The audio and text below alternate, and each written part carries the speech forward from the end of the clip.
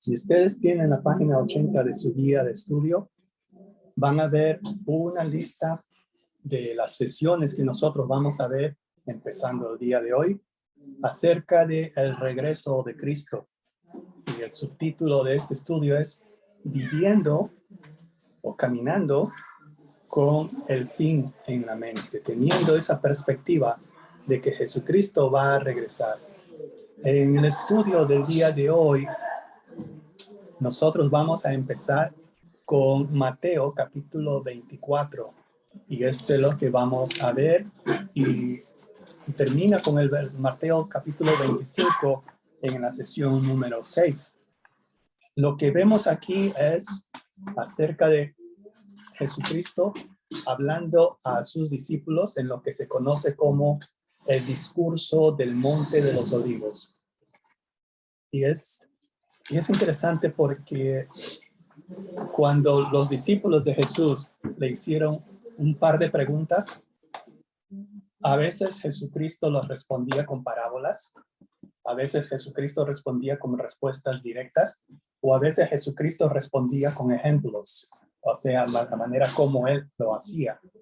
En este caso, Jesucristo al responder que dos preguntas que parecían ser muy simples, sin embargo, Jesucristo se tomó largo tiempo, se tomó un discurso completo para responder a la pregunta. La pregunta es acerca del final de los tiempos y Jesucristo fue lo que le respondió y la respuesta es lo que vemos en todo el capítulo 24 y lo que es el capítulo 25. Pero al final, lo que vamos a ver en este día es un versículo muy conocido por nosotros que es Mateo 24 y versículo 13.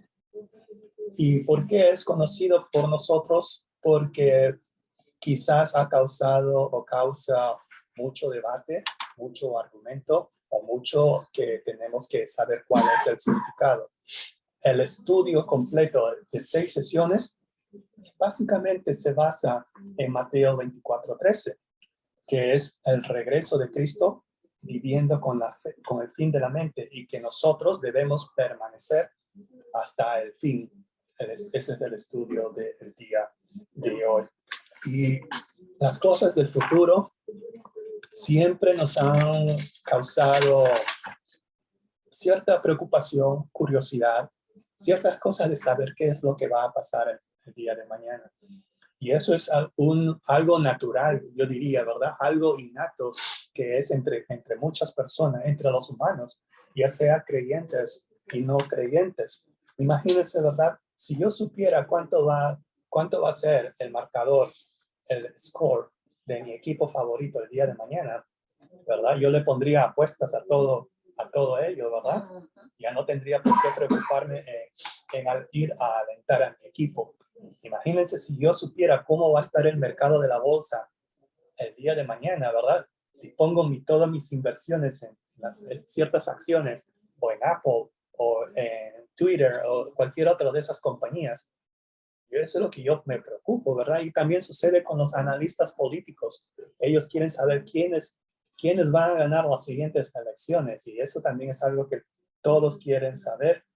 Y eso es algo que es innato. Así también nosotros queremos saber cuándo sería el final de todos los tiempos. Jesucristo en su respuesta, Él nos va a indicar aquí que no es el cuándo lo que nosotros debemos preocuparnos, sino el cómo. Es lo que va a indicarnos. Y siempre queremos saber más de ello. Y siempre, ¿verdad? Cuando vemos catástrofes, cuando vemos situaciones difíciles que están sucediendo en el mundo, siempre nosotros tendemos a pensar, ¿verdad? Que ya viene el final de los tiempos. Creo que las señales las puede ver uno, hermano, si se fija lo que está pasando. Pues están claras.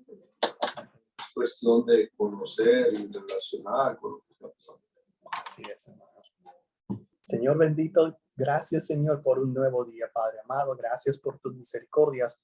Gracias, Señor, porque nos has permitido levantarnos de nuestras camas, Señor, y poder estar aquí, Señor, para darte la honra y la gloria, Padre amado. Te pedimos, Señor, que a través de tu Espíritu Santo nos des, mi Señor, esta tranquilidad, Señor, que a pesar de las cosas que se ven en el mundo, las guerras, las hambres, las pandemias, Padre amado, tú nos des, mi Señor, esta fortaleza de seguir adelante y permanecer firmes, Señor, hasta el final de los días, Padre Santo. Es difícil, Señor, quizás, Señor, podamos estar pasando por una situación difícil, cada uno de nosotros en nuestras vidas personales.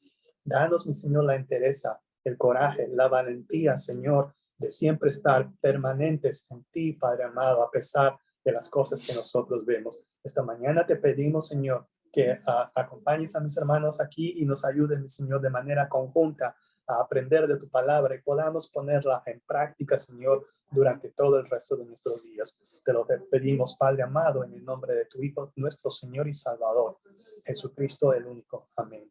Amén.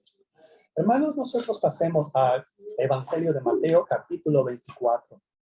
Y empecemos con los versículos del 1 al 3, por favor. Jesús salió del templo enseguida, se acercaron sus discípulos para mostrarles los edificios del templo. Respondiendo él, les dijo: ¿veis todo esto? De cierto os digo que no quedará aquí piedra sobre piedra que no sea derribada.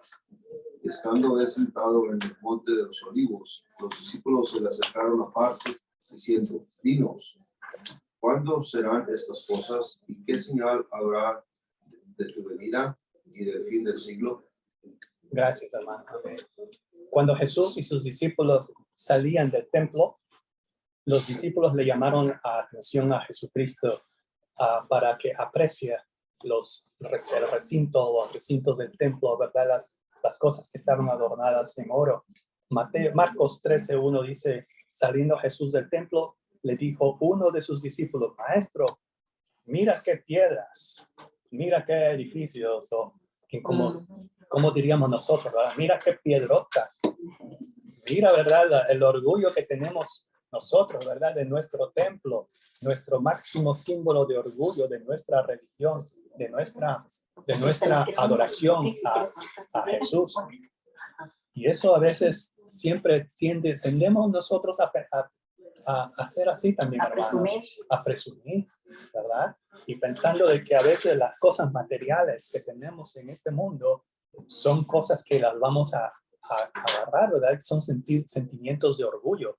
Mira lo que tenemos, ¿verdad? Y no solamente hablamos de nuestras posesiones personales. Podríamos hablar también de nuestra congregación misma. Y no solamente de cosas materiales, sino también podríamos decir a veces nosotros: mire, Señor Jesús, lo que estamos haciendo. Mira nuestra iglesia, el gran edificio que hemos construido. Mira nuestro grupo de alabanza, de una banda de 50 miembros, imagínense, ¿verdad? Miren miren la orquesta, ¿verdad? La orquesta sinfónica, el coro de ángeles que tenemos. Bueno, no son tan ángeles, ¿verdad? El coro nomás, El Roberto. coro, ¿verdad? Sí, ¿verdad? Y no, pero a veces también nosotros también tendemos a pensar de esa manera. O a veces decimos: mira, Señor, las ofrendotas que nosotros te damos. Pero realmente es como una señal quizás de orgullo personal. Y eso no quiere decir que sea algo malo, porque es algo, ¿verdad?, que nos agrada. Es una manera nosotros de querer agradar a Dios. De la manera como nosotros demostramos a Él nuestro amor a Él, ¿verdad? Con las ofrendas, con la dedicación que nosotros le podemos dar, ya sea en nuestros ministerios de alabanza o nuestros ministerios de liderazgo, nuestros ministerios de discipulado. Pero sin embargo, también enfoquémonos en la respuesta que dio Jesucristo, que está en el versículo 2. Respondiendo a Él, les dijo: ¿veis todo esto? En otras palabras, ¿verdad? Todo lo que ustedes me han mencionado, todas esas cosas. Y Jesucristo les dice: de cierto os digo. En otras palabras, créanme, de verdad los estoy diciendo, no quedará aquí piedra sobre piedra que no sea derribada. Wow.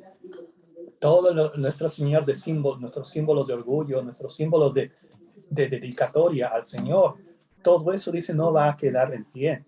La respuesta de Jesús a esta observación de haberlos tomado completamente por sorpresa. ¿Veis todo esto? Dice, ¿verdad? ¿Veis estos grandes edificios? No, y cuando dice Jesús que no quedará aquí piedra sobre piedra que no sea derribada, podemos decir que las cosas de este mundo, no importa cuán valiosas sean, ya sean masivas o impresionantes, no van a durar por toda la eternidad, ¿verdad? Y esto también es, pero ¿cómo es posible esto? Dice, sus discípulos empezaron a preocuparse, pero ¿cómo va a ser todo esto posible? ¿Qué significaba lo que Jesucristo les estaba diciendo? ¿Qué es lo que iba a pasar? Estaban preocupados, y en el Evangelio de Mateo dice que los discípulos, en el versículo 3, se acercaron a Jesús en privado. O sea, se dice que ¿qué le dijeron? Se le acercaron aparte. Dijeron, vámonos por aquí, ¿verdad? Para hacerle dos preguntas sobre lo que Jesús les había dicho. Primera pregunta es, ¿cuándo? Aquí vemos la primera pregunta. El versículo 3 dice, dinos, ¿cuándo serán estas cosas? Es lo primero que nosotros como humanos, hermanos, queremos saber el cuándo. Nosotros queremos tener el control del tiempo. Queremos saber del cuándo se va a cambiar la luz roja que está aquí. Yo quiero llegar temprano a la clase de escuela dominical, no quiero que me pongan falta. ¿Cuándo va a cambiar la luz roja, verdad? Eso también es nuestra preocupación, ¿verdad? ¿Cuándo voy a graduarme de la escuela? ¿Cuándo me voy a retirar del trabajo? ¿Cuándo? Y eso es, vemos aquí, ¿verdad? Esta reacción innata de todos nosotros como seres humanos, vemos también reflejada en la pregunta de los discípulos. La primera pregunta es, ¿cuándo? ¿Cuándo serán estas cosas? Y la segunda pregunta es, ¿y qué señal habrá de tu venida y del fin del siglo? Y básicamente, hermanos, este versículo 3 es la base de todo este estudio, porque empieza con estas preguntas acerca del final de los tiempos. Vemos aquí ahora la pregunta, ya se formuló, las dos preguntas, ¿cuándo y qué señal habrá de tu venida y del fin del siglo? Como le decía, parece que nosotros tenemos una curiosidad innata sobre el fin de los tiempos, pero no siempre. Eso también tenemos que ver, hermanos, esa curiosidad a veces, hermanos, no está siempre de acuerdo con una perspectiva bíblica. Y nosotros debemos procurar, hermanos, que si bien es cierto, podemos hacernos esas preguntas, está bien hacernos esas preguntas. Aquí Jesucristo, en ningún momento vemos aquí en las palabras de Jesús, en las respuestas de Jesús, en ningún momento les dijo, oye, ¿por qué me haces esta pregunta? No debes estar, eres un discípulo que no entiende, no. ¿Verdad? En otras palabras, está bien que nosotros nos preocupemos por el cuándo. Pero lo que no está bien es que nosotros tengamos una perspectiva equivocada de las cosas, del cuándo. Más bien lo que Jesucristo quiere, como vamos a ver en los siguientes versículos, Él quiere que nos enfoquemos en la segunda pregunta de los apóstoles que dijeron, ¿qué señal habrá de tu venida y del fin del siglo? La respuesta de Jesús se centró más en la realidad de su venida y el llamado al estar preparados. La pregunta para nosotros sería, ¿qué nosotros nos preguntamos acerca de los últimos tiempos? Que cuándo viene, cuándo es la venida, ¿cuándo será? ¿Cuándo será la venida de Jesús? Y más cuando está pasando por pruebas, a veces dice, ay, que ya viniera Jesús ya para que se termine esto. Porque no sabemos cuándo. Así es. No más que, ay, son los principios de esto y principios de esto otro. Y a veces la gente, que el otro día platicaba con Abigail y dice, es que ya estamos a las puertas de esto, porque mira cómo está todo lo que está pasando. Pero uno quiere como pruebas, quiere más como mirar. Y es más difícil cuando está pasando por necesidad. Que ya quisiera para que acabe esto que está pasando. Y a veces también cuando está todo bien, nos olvidamos, decimos, pues cuando venga, cuando quiera que venga. Estamos listos, eso sí. Y eso, hermana, es algo que usted ha puesto es muy importante, porque nosotros que vivimos en un país bendecido por Dios, ¿verdad? Que tenemos comida para mañana, no nos preocupamos lo que vamos a comer cuando salgamos de este lugar. Ya tenemos lo que tenemos, ¿verdad? en otros países, hermanos, en otros lugares que están sufriendo, ya sea por conflictos bélicos, por situaciones de hambre. Estas personas, yo me imagino que en todo a lo largo del día de hoy, estarán pensando de cuándo, Señor, este sufrimiento ya no lo puedo soportar, ¿verdad? Es un sufrimiento diario. Ellos son los que se preguntan cuándo, y como usted, hermana, mencionó, a veces nosotros vivimos aquí, a veces, ¿verdad? No quiero decir, hermanos, que eso es malo, ¿verdad? Sino que también tengamos siempre tener esa empatía, en el sentido de que si nosotros estamos aquí, estamos pasando relativamente bien, siempre tengamos en mente tengamos también en la perspectiva de que Jesús puede llegar en cualquier momento. Jesucristo dice, en cuanto menos lo piensen, es cuando yo voy a llegar. La pregunta de cuándo es siempre, ¿verdad? Nos involucra.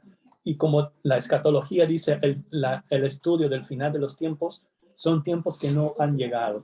Y por eso, hermanos, porque son cosas que todavía no han sucedido, es por eso es que a veces hay muchas interpretaciones de las cosas que van a pasar. Se habla acerca del milenio, se habla acerca del rapto o del arrebato, se habla acerca de la gran tribulación. Eso, Dios mediante, vamos a ver acerca de la gran tribulación. Dios mediante lo veremos en la próxima sesión, que está en Mateo 14, versículo 21. Pero por ahora, quizás nos debemos concentrar en un aspecto. Sea lo que sea, la creencia que nosotros tengamos del final del tiempo puede variar entre creyentes. Usted puede tener una opinión, yo puedo tener una opinión, pero todos debemos estar de acuerdo en una cosa. Como cristianos debemos estar de acuerdo en una cosa. Cristo viene. Él regresa, Él viene y regresará no a escondidas. Regresará no como un niño. Ya no va a regresar como un niño manso y humilde. Él va a regresar como un león. Él va a regresar como un león y él va a regresar como un rey y como un juez. Y su venida va a ser visible por todos. Todo ojo le verán y va a ser pública. Esta es una doctrina fundamental de nosotros como cristianos. En eso, hermanos, todos debemos estar de acuerdo. En los demás, acerca de si va a haber arrebato, acerca del milenio o no del milenio, eso lo podemos nosotros hablar continuamente, pero mientras no llega a eso, nosotros debemos estar convencidos de que Él viene, y viene en el tiempo que quizás menos lo esperamos. ¿Usted quiere mencionar algo antes de pasar a los siguientes puntos? Así como dice usted, Roberto, no debemos estar perdiendo el tiempo pensando cuándo va a venir, cuándo va a pasar, vendrá de día, vendrá de noche, cómo va a bajar del cielo. Eso no perdemos el tiempo, mejor vamos a prepararnos, como él dice, para que no nos agarre desprevenidos y estemos listos para cuando él venga, sea cuando sea, como llegue, estemos listos para irnos con él. Así es. Amén, hermana. Y con esto en mente, hermanos, observemos que Jesús no respondió. Si bien es cierto, los discípulos hicieron dos preguntas, Jesús no respondió al cuándo. Más bien, Él respondió al cómo, ¿verdad? Porque, hermanos, es algo que tiene sentido, ¿verdad? Si tuviéramos que saber el tiempo exacto, eliminaría cualquier sentido de urgencia y necesidad de depender en Cristo en nuestras vidas. Él quiere que nuestro enfoque esté siempre en Él y de prepararnos para su regreso. Así como esta parte dice que está bien hacernos preguntas, lo que no está bien es que estos eventos traumáticos del mundo nos engañen. No dejemos que estas cosas que van a pasar o que están pasando nos engañen. Así que, por favor, un voluntario que nos lea los versículos del 4 al 8, por favor. Jesús dijo, mirad que nadie os engañe, porque vendrán muchos en mi nombre diciendo, yo soy el Cristo, y muchos engañarán. Y oréis de guerras y rumores de guerras, mirad que no os turbéis, porque es necesario que todo esto acontezca, pero aún no es el fin, porque se levantarán naciones contra nación y reino contra reino, y habrá pestes y hambres y terremotos en diferentes lugares, y todo esto será el principio de dolores. Amén. Muchas gracias, hermana. En la sabiduría de Dios, Jesús nunca nos ha respondido, ¿verdad? En estos pasajes que estamos leyendo acerca del cuándo, como ya lo habíamos mencionado. Pero si bien es cierto, ¿verdad? Estas cosas son las que no menos nos debemos preocupar de ello. Para los discípulos estaba bien hacerse de estas preguntas de las cosas del tiempo del fin, pero Jesús les respondió con algo muy importante que también aplica para nosotros. Dice, ¿verdad? Mirad que nadie os engañe. La Nueva Versión Internacional dice, tenga cuidado de que nadie los engañe. En la versión en inglés, versículo 4 dice, watch out. ¿Verdad? Tengan cuidado, mirad que nadie os engañe. La respuesta de Jesús a la pregunta de los discípulos es la respuesta más larga dada a cualquier pregunta que hizo Jesús en el Nuevo Testamento. Y como ya hemos dicho, ¿verdad? No hubo parábolas, no hubo historias, no hubo ejemplos. Jesús utilizó un lenguaje directo y sin ningún tipo de alegorías. Fue directo cuando él respondió las preguntas de sus discípulos. Primero, Jesucristo advirtió de los falsos mesías, de los falsos engañadores. Jesús en el versículo 6 continuó advirtiendo contra sacar conclusiones apresuradas acerca de los últimos tiempos. Dijo que a los discípulos escucharían guerras y rumores de guerra. Jesús aquí también en este versículo dejó en claro que no debían dejar que los rumores de guerra los asustaran. Obsérvelo como dice también el versículo 6. Aquí lo tengo.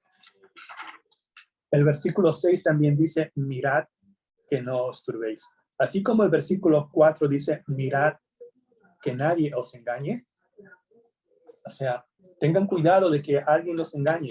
Y también el versículo 6 nos dice, mirad. O sea, también es la misma advertencia. Tengan cuidado que no os turbéis, que no se preocupen, dice, ¿verdad? Que no se asusten. Así es, hermano. Eso es lo que nos dicen. Procuren no alarmarse. ¿Por qué, hermanos? Porque inclusive las guerras que estamos escuchando acerca, ¿verdad? De las guerras, estos conflictos en Etiopía, este conflicto armado entre Rusia y Ucrania, todos esos son guerras y rumores de guerra a su vez. Otro ejemplo también que nosotros vemos en la historia. Muchos han calificado la Primera Guerra Mundial, ¿verdad? World War I. Gracias. Tú tienes la mejor pronunciación que yo. Muchos han calificado, ¿verdad? La Primera Guerra Mundial como uno de los conflictos más letales de la historia. Y se pensaron, ¿verdad? Dice que millones perdieron la vida en ese primer enfrentamiento bélico global de la era moderna. Más o menos que murieron 21 millones de personas. 21 millones de personas murieron en ese conflicto armado. Y por tantas muertes que tuvieron, se esperaba de que ya ese era lo último. Se les llamó la Gran Guerra, porque jamás imaginaron que iba a haber una versión 2, ¿verdad? Fue en el año 1918 que terminó todo eso. La Gran Guerra, como se le denominaba, pensaron de que iba a poner fin a todas las guerras, que es mal, ¿verdad? Que se equivocaron. Vino la Segunda Guerra Mundial después, años siguientes, y si nosotros pensábamos que 21 millones de personas murieron en la guerra es tanto, imagínense 118 millones. 118 millones de vidas humanas se perdieron en la Segunda Guerra Mundial. Y eso solamente estamos hablando de conflictos armados. Imaginemos también situaciones a largo plazo, por ejemplo, la colonización europea a las Américas, tanto América del Norte como del Sur. Si bien es cierto, duró como casi 200 años, mataron a 80 millones de indígenas, tanto en América del Norte como América del Sur. a lo largo de 200 años de colonización europea. O sea que también guerras, conflictos, injusticias, todo esto, hermanos, es algo que ha venido sucediendo desde mucho tiempo atrás. Jesucristo también nos dice en el versículo 7, y se levantará nación contra nación y reino contra reino. Pero lamentablemente, hermanos, la guerra no es el único problema que enfrenta la humanidad, sino también los desastres naturales. Algo que Jesús inevitablemente nos dijo que ocurrirán pestes, ocurrirán hambres, ocurrirán terremotos. La palabra peste es lo que más o menos hoy en día se conoce como epidemias, ¿verdad? Como pandemias. Esto es lo que el Señor nos dice. Y no solamente iba a ser en Jerusalén o iba a ser en Israel, iba a ser en todos lugares del mundo. Un aumento de todas estas situaciones iba a haber en todos lugares del mundo. La pregunta para nosotros sería, ¿cómo es que nosotros debemos evaluar los eventos mundiales de la actualidad a la luz de estos versículos? Y también aquí en el 3, aquí en esta parte, Roberto, en la página 85 dice que el cristiano no debe temer, sino vivir firmes y esperanzados en él, confiando que él está en control y que él cumplirá todo lo que ha prometido. Así es, hermano. Con esto en mente, nosotros podemos leer también, aquí estoy a ver, en el versículo 7 me quedé, el versículo 8 dice, todo esto será principio de dolor. Así es, ¿verdad? Y apenas, ¿verdad? Será principio de dolor. Las mamás conocen, las que son mamás, saben, ¿verdad? A qué se refiere Jesucristo cuando Él dice, y todo esto será principios de dolores de parto. El niño, cuando la mamá tiene dolores, todavía el niño no ha nacido. Está todavía en el vientre de la mamá. Vienen los dolores más fuertes, pero todavía el niño está dentro. Y esto, como dice Jesucristo, a pesar de las cosas que nosotros estamos presenciando, que podemos presenciar que está pasando en el mundo, todavía no es el fin. Estas señales, hermanos, que estamos presenciando, que somos testigos de lo que está sucediendo en este mundo, Los principios. solamente son los principios. No es la señal todavía. Jesucristo nos dice en el versículo 8, y todo esto será apenas estamos empezando. Apenas está empezando. Y eso también es algo que también a veces nos puede llenar cierto grado de temor. Porque si esto es apenas que estamos empezando, ¿cómo será cuando realmente llegue la tribulación? Aquí en el de Mateo 24, del 9 al 14, ahí nos dice cómo va a ser. Oh, sí, ¿verdad? Así es.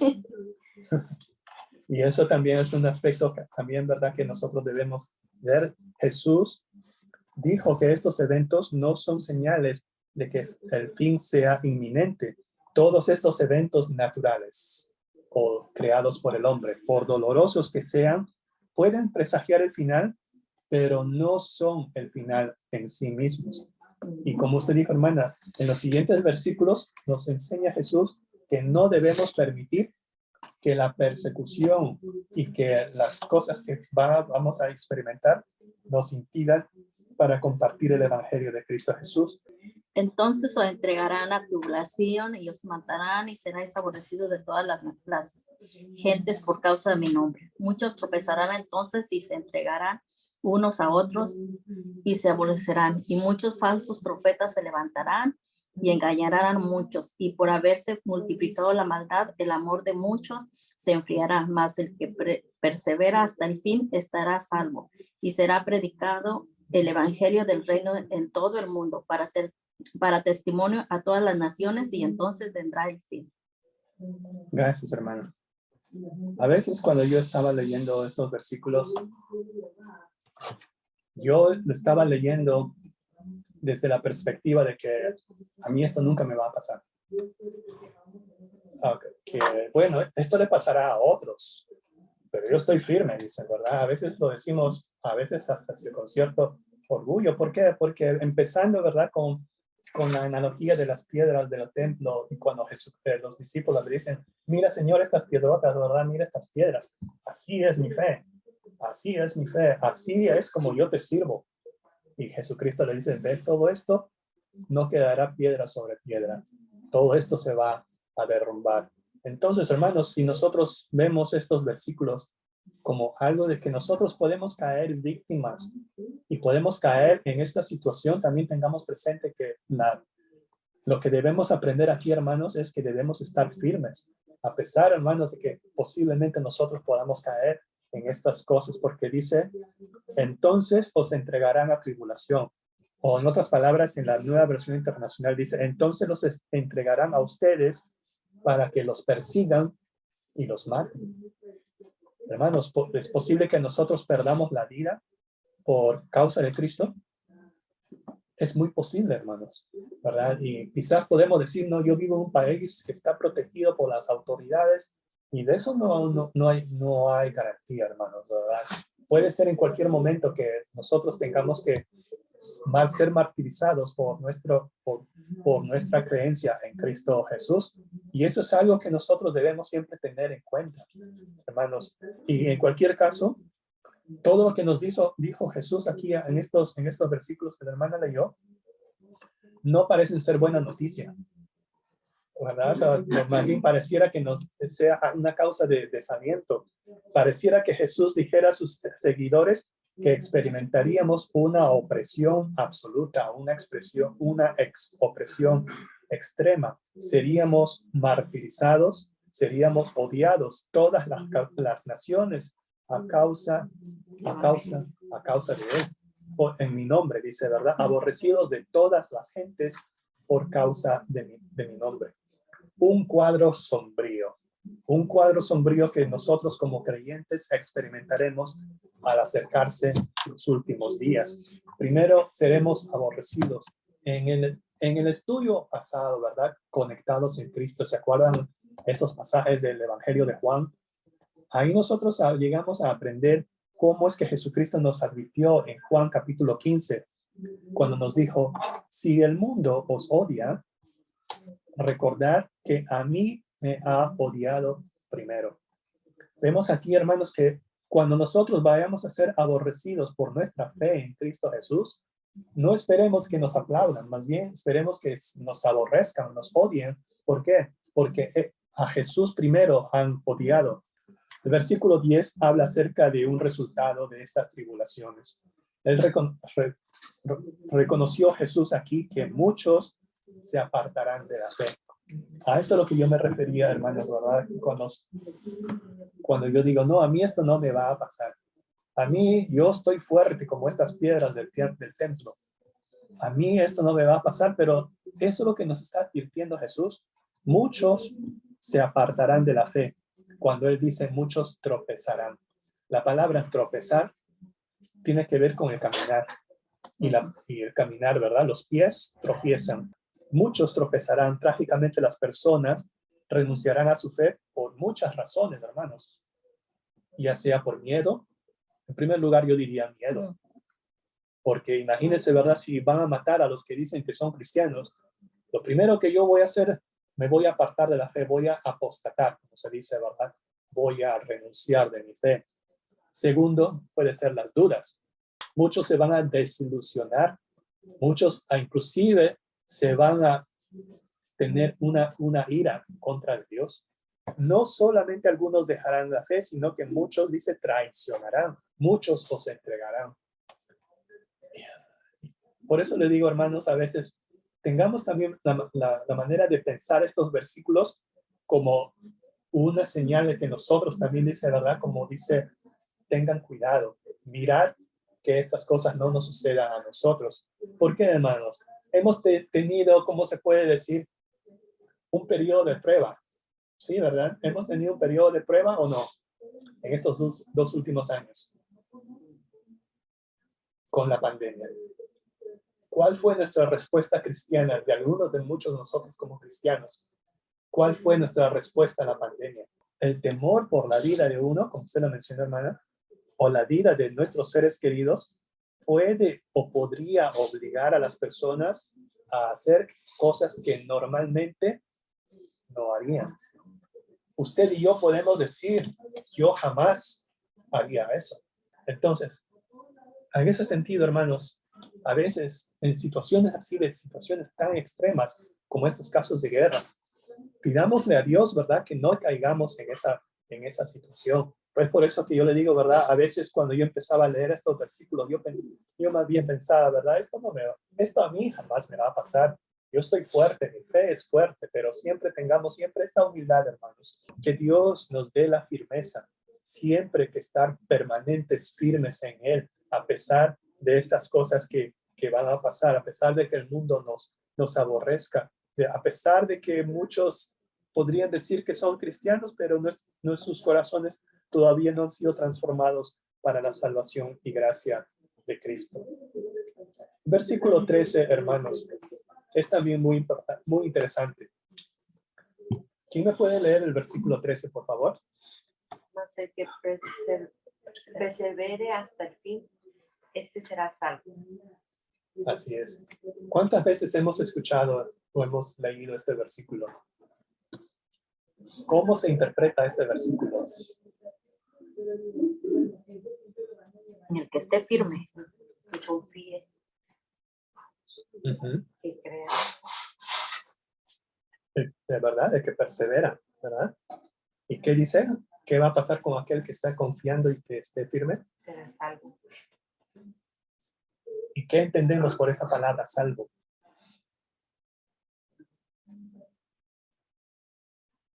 Tendrá la vida eterna. Se irá con Dios. Ella la hizo, Roberto.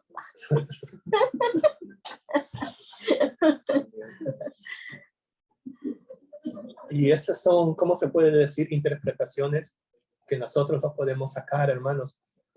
A lo que voy, hermanos, es que este versículo ha causado tanto debate que muchas personas lo han interpretado de manera distinta.